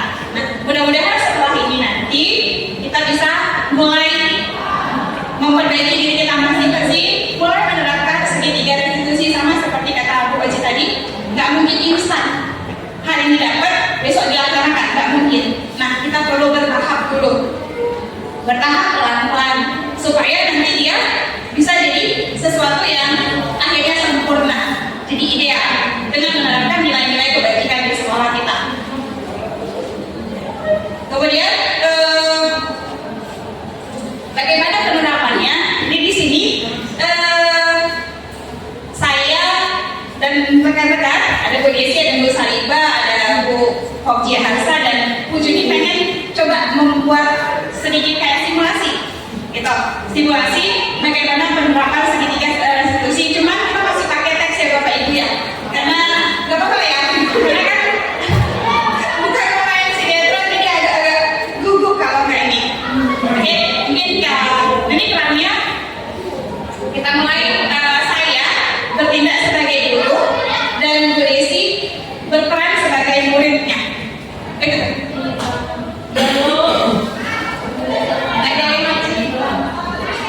Kita main drama dulu yang agak drama dulu. Nanti mudah-mudahan kalau ada kasus kita mulai bisa menerapkannya. Tapi benar salahnya adalah proses. Mungkin nanti dulu kita diskusi bagaimana supaya betul-betul idealnya. Ya, Bapak Ibu, saya mulai ya cek-ceknya nih. Kamera, Ya, memang Bu Desi mantan murid.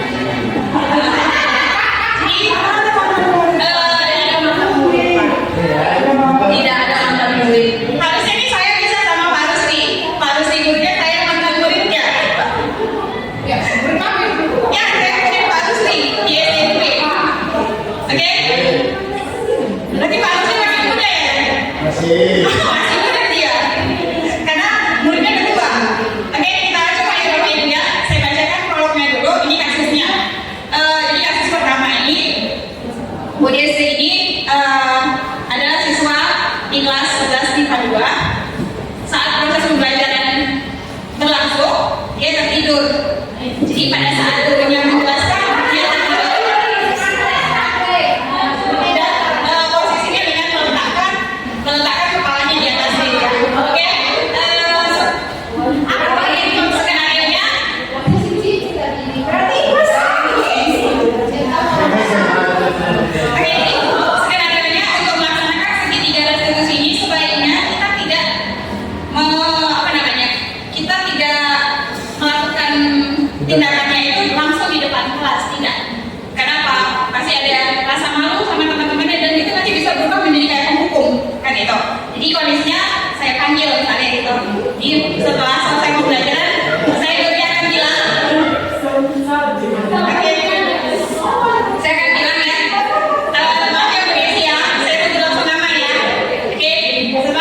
kegiatan pembelajaran selesai, saya datangi Bu Desinya.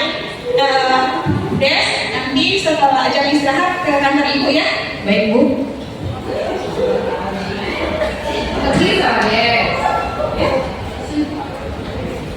Apa kabar Des? Baik Bu. Oke, alhamdulillah. Tadi saat Ibu mengajar di dalam kelas, Ibu melihat Desi itu tertidur sampai pulas sekali. Menurut Desi, tidur di dalam kelas saat pembelajaran berlangsung itu merupakan sebuah kesalahan tidak ya? Iya Bu, itu adalah kesalahan. Saya sudah 3 kali saya tidur di jam pelajaran Ibu.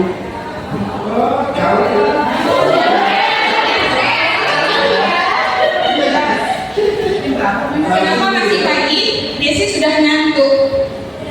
Saya tidur larut malam Bu, sedangkan saya harus bangun pagi agar tidak terlambat ke sekolah.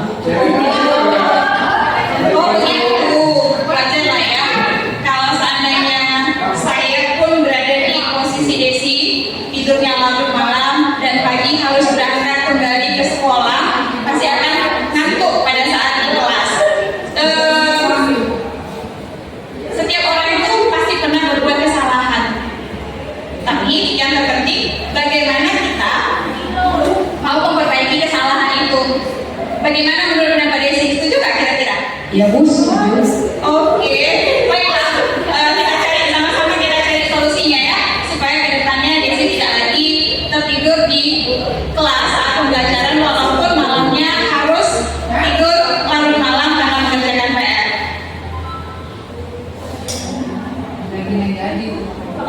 Nah, di sini pasti Desi punya alasan, gitu. Pasti Desi punya alasan. Dan tidur sampai larut malam. Selain mengerjakan tugas, saya rasa kalau mengerjakan tugas itu kan sebentar. Selain mengerjakan tugas, ada lagi nggak alasan yang lain sehingga Desi tidurnya larut malam? Iya Bu, saya sering larut malam tidurnya karena saya tidurnya sambil main HP. Ya biasa Bu, namanya juga masih muda, jadi sering main HP sampai tengah malam, jadi kurang tidur Bu. Desi tahu keyakinan kelas mana yang sudah kita sepakati? Apakah saja? Tahu Bu. Kalau tidur di dalam kelas saat jam pembelajaran, apakah keyakinan kelas kita?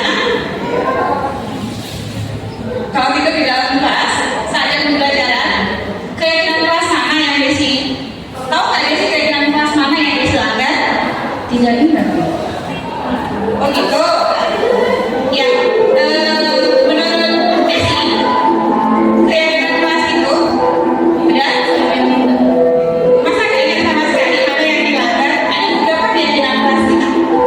Oh iya Bu, baru saya ingat disiplin dan menghormati guru Bu. Menurut Desi penting nggak disiplin itu?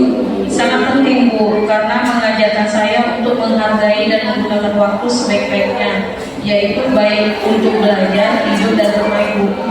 Betul sekali. Waktu itu sangat penting bagi kita. Waktu itu adalah uang. Jadi kedepannya Desi harus pandai-pandai untuk mengatur waktu, kapan untuk mengerjakan tugas, kapan untuk bermain game, sehingga tidurnya tidak larut malam lagi. Iya Bu, saya akui saya salah. Saya menyesal dan maaf ya Bu, saya sudah tertidur di saat Ibu mengajar. Iya, bagus sekali nak. Kamu sadar dengan kesalahanmu dan kamu sudah melakukan dan kamu sudah meminta maaf. Menurut kamu, apa yang akan kamu lakukan agar kamu tidak tertidur lagi saat jam pelajaran berlangsung? Saya akan tidur lebih awal Bu, tidak begadang lagi dan menggunakan waktu sebaik mungkin Bu, sehingga saya tidak tidur lagi di jam pelajaran itu. Oke, baik Des, kamu sudah menemukan solusinya. Untuk kebaikan kamu ke depannya, saya akan berkoordinasi dengan orang tua kamu agar kamu tidak begadang dan tertidur lagi di kelas. Sekarang silakan kembali ke kelas. Iya Bu, terima kasih. Oke Bapak Ibu, kira-kira seperti itulah demonstrasinya. Tapi mungkin setidaknya kekurangannya ya kan. Walaupun kadang-kadang untuk menahan, apalagi pada saat ditanya anaknya, tahu nggak jawabannya enggak, terus terang aja salsa kita langsung naik ya kan. Kan gitu, sesuai ditanya. Pastinya seperti itu, tapi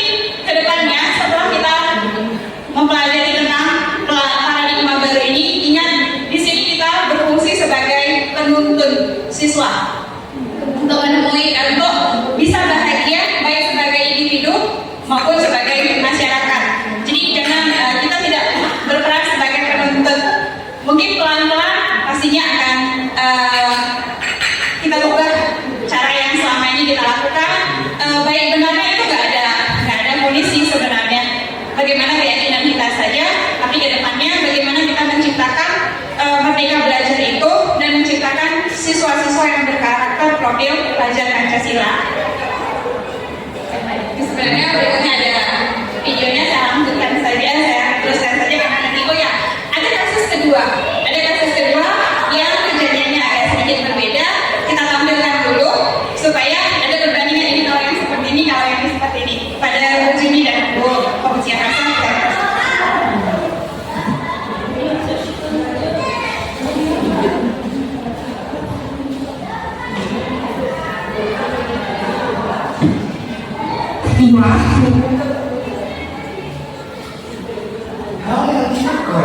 Oke Bapak Ibu, untuk kasus yang kedua ini adalah Juni adalah siswa kelas 12 MIPA 4. Saat jam kimia dengan Ibu Fauzia, Juni tidak ada di kelas. Jadi Juni itu ikut bermain bola voli dengan teman dari kelas lain. Saat dilihat dari lapangan ternyata ada Bu Fauzia yang sedang mengajar dan menjelaskan di depan kelas.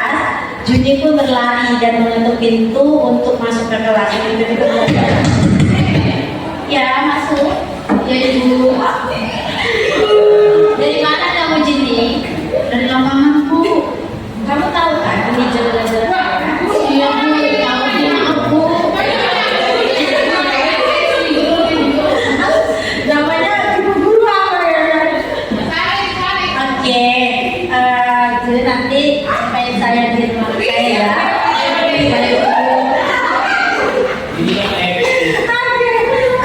Bapak Ibu bisa dilakukan penamaan dari sertifikat institusinya. Jadi hari ini baik? Alhamdulillah, Bu, baik. Oke, baiklah nak. Jadi tadi kamu kan terlambat tuh masuk di jam pelajaran saya. Saya sudah menjelaskan materi di saat itu, lalu kamu baru masuk. Apakah hal ini sudah sering kamu lakukan, Jod? Iya, Bu. Ini sudah yang kedua kali, Bu. Maaf ya, Bu. Begitu ya, Juni. Setiap orang pasti pernah berbuat kesalahan ya, nak ya. Kamu memiliki kesenangan dalam bermain bola sampai kamu lupa waktu. Ini hal yang manusiawi untuk suatu hobi. Tidak hanya kamu yang bisa melakukan kesalahan ini, tapi orang lain juga bisa, termasuk saya. Iya, Bu. Saya salah, Bu. Saya yakin kamu berbuat seperti ini ada alasannya. Apa yang menjadi alasan kamu, nak? Iya, maaf, Bu. Saya terlalu asik, Bu, main bola voli karena voli itu menjadi hobi saya, Bu. Membuat saya jadi tumbuh besar.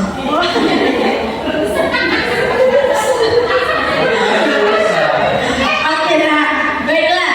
Sekarang coba Juni pikirkan tindakan Juni yang terlambat masuk di jam saya ini, apakah sesuai dengan keyakinan kelas kita? Tentu tidak dong, Bu. Oh, begitu ya.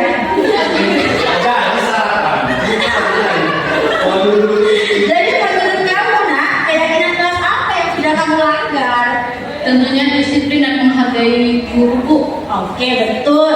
Jadi menurut kamu menghargai guru itu penting atau tidak? Wah, ya sangat penting, Bu. Iya, baik, kalau menurut kamu itu penting, maka keyakinan kelas apa yang harus kamu lakukan pada saat kamu ada di sekolah dan jam belajar sudah mulai? Saya harus bisa mengontrol diri saya dengan kesalahan saya yang main bola voli itu, Bu. Oke, kamu bersedia untuk memperbaiki tindakan kamu ini? Bersedia. Oke, kamu mau masuk rumah sakit ya, terkejut-kejut ya. Apa yang akan kamu lakukan untuk memperbaiki masalah ini, nak? Ya, saya harus lebih bisa menggunakan waktu saya dengan baik, menghormati dan menghargai guru, serta mengontrol diri saya terhadap kesenangan saya yang bermain bola voli itu, Bu. Nah, saya akan mengikuti eskul bola voli agar hobi saya bisa tersampaikan, Bu. Oke, baiklah, itu tindakan yang tepat sekali ya, Jun. Semoga Ya, Bu. menjadi pribadi yang baik.